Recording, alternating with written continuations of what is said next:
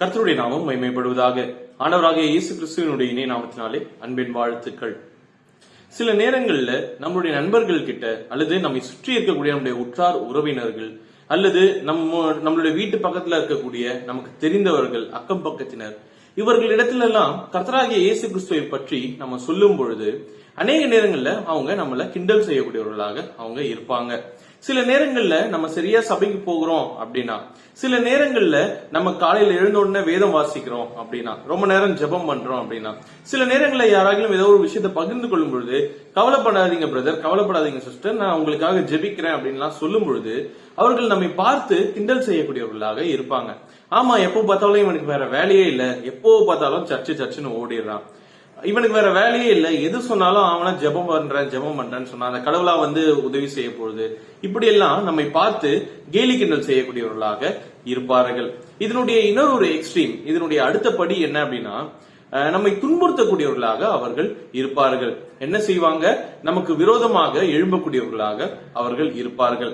இதற்கும் மேல இன்னொரு படி போனோம் அப்படின்னா, நம்மை அடித்து சரீர பிரகாரமாக நம்மை பாதிப்புக்குள்ளாக்கக்கூடியவர்களாக இருப்பார்கள்.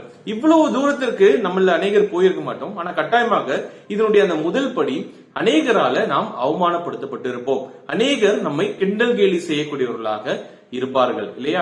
இதெல்லாம் நம்ம கேட்கும் பொழுது நாம எடுக்கக்கூடிய ஒரு முடிவு.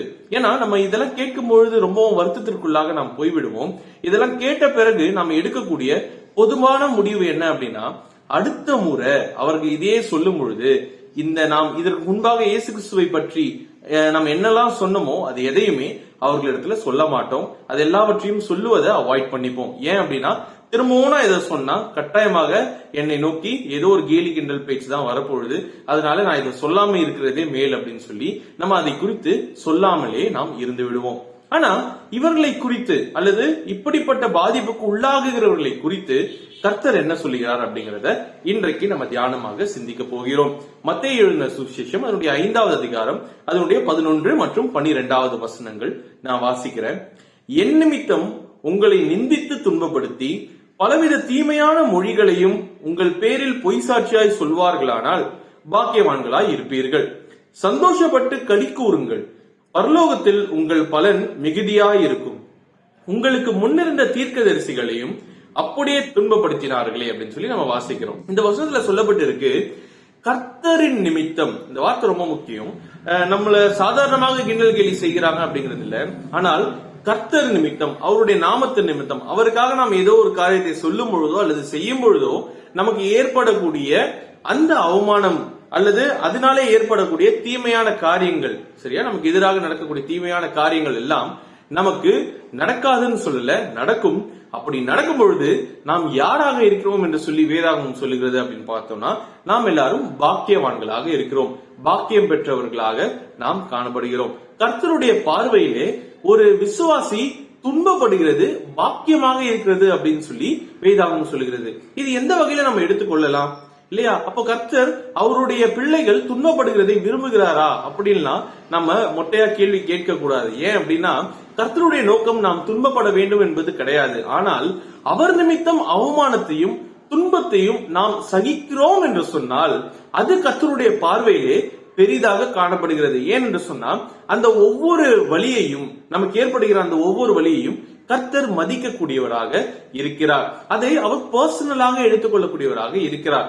இதை, அதாவது நீங்கள் துன்பப்பட்டீர்கள் என்று சொன்னால் பாக்கியவான்களா இருப்பீர்கள் என்று சொன்ன இதே கர்த்தர் தான் என்ன சொல்றார் அப்படின்னா, நீங்கள் எல்லாரும் என்னுடைய கண்ணின் மணியை போன்றவர்கள், உங்களை தொடுகிறவர்கள் என்னுடைய கண்ணின் மணியை தொடுகிறான் என்று சொல்லி இருக்கிறார். உங்களுக்கு விரோதமாக உருவாக்கப்படுகிற எந்த ஆயுதமாக இருந்தாலும் அது வாய்க்காமல் போகும் என்று சொல்லியிருக்கிறார். நமக்கு பதிலாக கர்த்தர் யுத்தம் பண்ணுவேன் என்று சொல்லியிருக்கிறார். அப்போ நம்மை நோக்கி வரக்கூடிய இந்த தீமையான செயல்கள் எல்லாம் நம்மை வந்து சென்று அடையுமா அப்படின்னு சொல்லி கேட்டா, கர்த்தர் அதற்கான பாதுகாப்பை நமக்கு தருவார், அதுல எந்த ஒரு சந்தேகமும் கிடையாது. ஆனால் அவர் நிமித்தம் இது எல்லாவற்றையும் சகித்துக் கொள்ள வேண்டும் என்று சொல்லி நாம் எண்ணுகிற நம்முடைய எண்ணம் இருக்கு இல்லையா, இதை கர்த்தர் மதிக்கக்கூடியவராக இருக்கிறார்.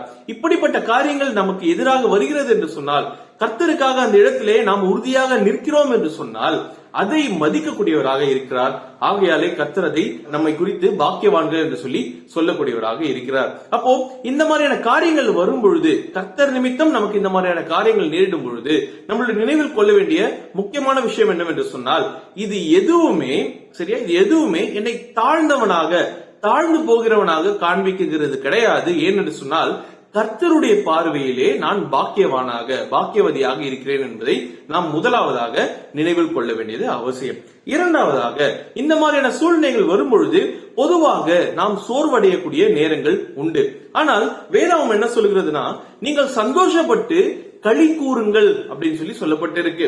அப்போ இதெல்லாம் நாம் பார்க்கும் பொழுது, இதையெல்லாம் நாம் அனுபவிக்கும் பொழுது நாம் சோர்வுடையவர்களா இல்லாதபடிக்கு கர்த்தருக்குள் சந்தோஷத்தோடும் சமாதானத்தோடும் களி கூற வேண்டியது அவசியமாக இருக்கிறது. அப்போ இப்படி களி கூறணும் அப்படின்னு சொன்னா அதற்கு ஏதாவது ஒரு காரணம் இருக்கணும் இல்லையா? அதுதான் நாம் மூன்றாவதாக பார்க்க போகிற விஷயம்.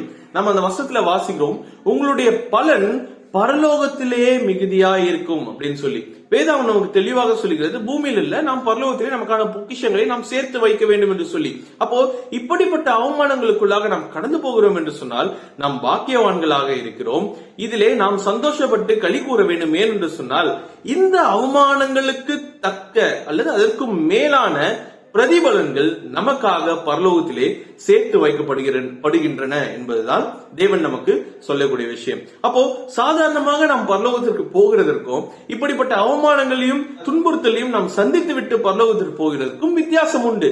ஏனென்று சொன்னா, சாதாரணமா போனாலும் நமக்கான பலன்கள் பரலோகத்தில் இருக்கும். ஆனால் இப்படி போகும்பொழுது நமக்கான பலன் மிகுதியா இருக்கும் என்று சொல்லி வேதாகம் சொல்லுகிறது. ஒரு படி மேல போய் நாம் பரலோகத்தில் இருக்கக்கூடிய பலன்களை அனுபவிக்க முடியும் என்பதை நாம் நினைவில் கொள்ள வேண்டிய மூன்றாவது விஷயம். நான்காவதாக, இது நமக்கு மட்டும்தான் நேரிடுகிறதா, இதை ஏன் தேவன் எனக்கு அனுமதிக்கணும் அப்படின்னு சொல்லி நீங்க யோசிச்சீங்க அப்படின்னா, இல்லை, இதற்கு முன்பாக இருந்த தீர்க்கதரிசிகளையும் இப்படிதான் துன்புறுத்தினார்கள் என்று சொல்லி நமக்கு வேதாகம் சொல்லுகிறது. அப்போ நமக்கு முன்பாக அநேகர் இந்த அடிச்சுவட்டை வைத்துவிட்டு சென்றிருக்கிறார்கள். அதிலே நாம் பிரயாணம் பண்ண போகிறோம், அவ்வளவுதான். அப்போ வேதாகத்திலே இந்த மாதிரியான துன்புறுத்தலுக்கு ஆளான எல்லா சீடர்களினுடைய பாதையும் நாம் நன்றாய் கவனித்து அவர்களை போல பொறுமையோடு கூட நம்முடைய விசுவாச ஓட்டத்திலே ஓட வேண்டியது அவசியமாக இருக்கிறது. நாம் மறந்துவிடக்கூடாது, நாம் பாக்கியவான்களாக இருக்கிறோம், நாம் சந்தோஷப்பட்டு களி கூற வேண்டியவர்களாக இருக்கிறோம். ஏனென்று சொன்னால், நமக்காக பரலோகத்திலே மிகுதியான பலன் காத்து கொண்டிருக்கிறது. அதே நேரத்திலே நமக்கு முன்பாக அடிச்சுவோடுகள் அநேகம் இருக்கிறது. அதை பார்த்து நாம் ஓடுகிறதற்கு தேவன் நமக்கு எப்பொழுதும் உதவி செய்வாராக. ஆகையால நம்முடைய வாழ்க்கையில இனிமேல் இந்த மாதிரியான சூழ்நிலைகளுக்குள்ளாக நாம் கடந்து போகும் பொழுது, ஏன் ஆண்டவர் எனக்கு இந்த சோதனை, நான் உங்களுக்காக தானே நிற்கிறேன், என்ன ஏன் இப்படி எல்லாம் பண்றாங்கன்னு சொல்லி நாம் தேவனிடத்தில் கேள்வி கேட்காதபடிக்கு தொடர்ந்து வரக்கூடிய நாட்களிலே நாம் அதிகமாக நமக்கு கிடைக்கப்பெற்ற இந்த பாக்கியத்தை எண்ணி கர்த்தருக்கு நன்றி செலுத்தி அவருக்கு நேராக உண்மையும் உத்தமமாக ஓட பிரயாசப்படுவோம். நாம் இப்படியாக நம்முடைய வாழ்க்கையிலே நாம் பிரயாசப்படும் பொழுது பரலோகத்திலே நம்முடைய பலன் மிகுதியாக இருக்கும் என்பதை நாம் மறந்துவிட வேண்டாம். தொடர்ந்து நாம் இப்படியே வாழ்கிறதற்கு கர்த்தர் நமக்கு உதவி செய்வாராக. கர்த்தருடைய நாமம் மாத்திரமே மகிமைப்படுவதாக. ஆமென்.